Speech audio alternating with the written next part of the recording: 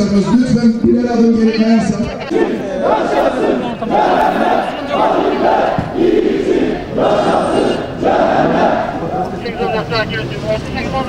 Allah da buna karşılık bir düzen kurdu. Allah düzen kurucuların en hayırlısıdır.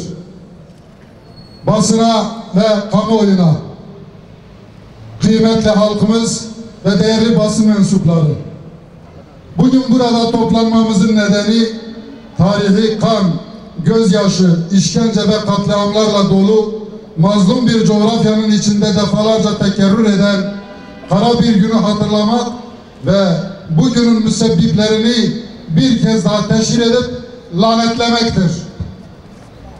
Bilindiği üzere Türkiye'de halkın üzerinde egemenlik kurmuş, kendini imtiyazlı gören sınıflardan biri askeriye sınıfıdır. Cumhuriyetin kurulmasına öncülük eden kadro çoğunluklu olarak asker kişilerden oluşmuştur. Bu askeri sınıf batılılaşma, çağdaşlaşma akımının en çabuk ve hızlı bir şekilde kabul gördüğü kesim olmuştur.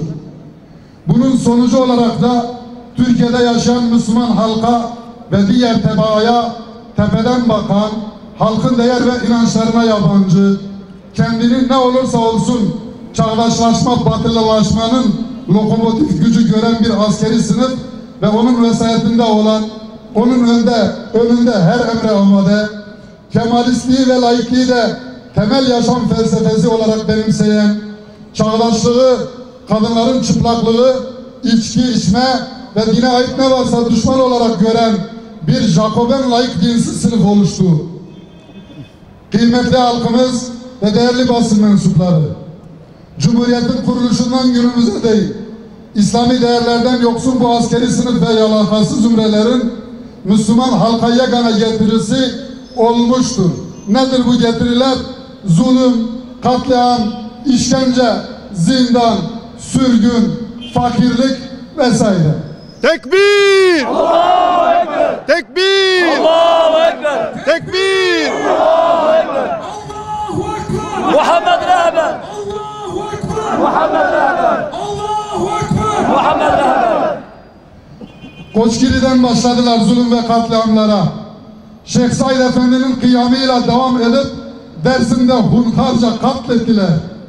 Günümüze değin İslami değer olan her ne varsa coğrafyadan tarihe, edebiyattan kültür sanata, bilimden teknolojiye her şeye düşmanlık ederek yok olmasına çaba gösterdiler.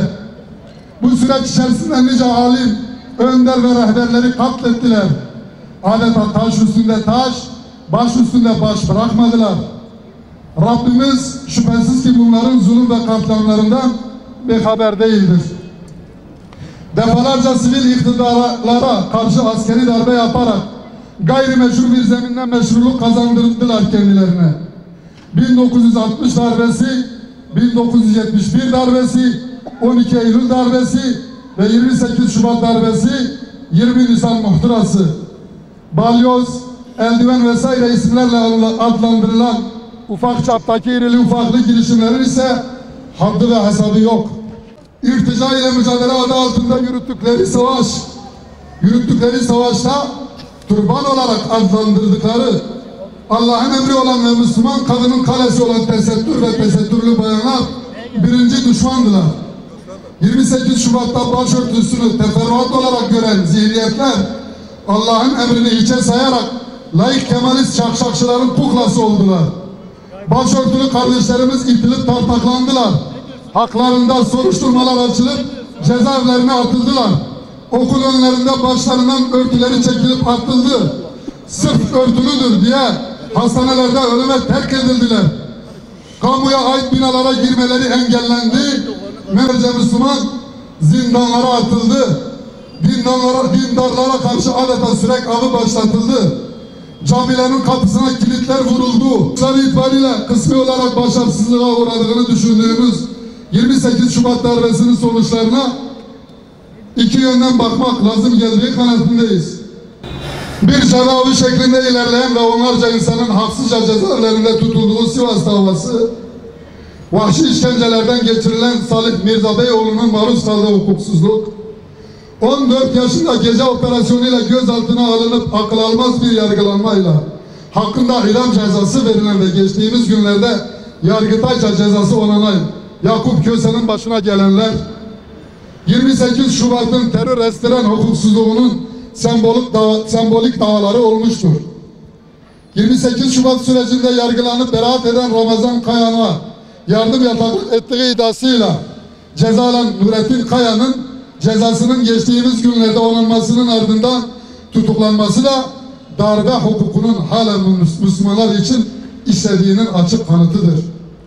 Zira yıllardır mütedeyyin insanların ve kurumların hiç ilgileri yokken El-Kaide örgütüyle bağlantıları kurularak ağır cezalarla yargılanmaları ve cezalandırılmaları, Hizb-ut Tahrir örgütü adı altında açılan ve hukukla hiçbir ilgisi bulunmayan davalarda onlarca kişiye çok ağır cezaların reva görülmesi, dindar kurum ve insanlar mağdur edilmeye devam edilmektedir.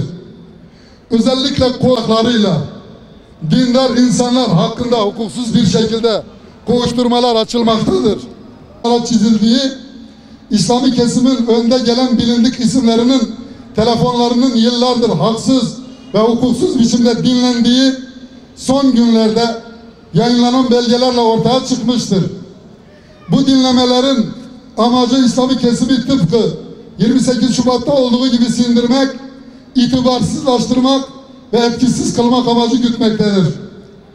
Dün rahmetli Erbakan'ın şahsında İslami kimliğe düşmanlık besleyenler, özelde bu coğrafyadaki mazlum halkın, genelde tüm İslam dünyasının önünü kesmek isteyen aynı zihniyet, postmodern darbeyle başarılmayan şeyleri dostmodern darbelerle başarmaya çalışmaktadırlar.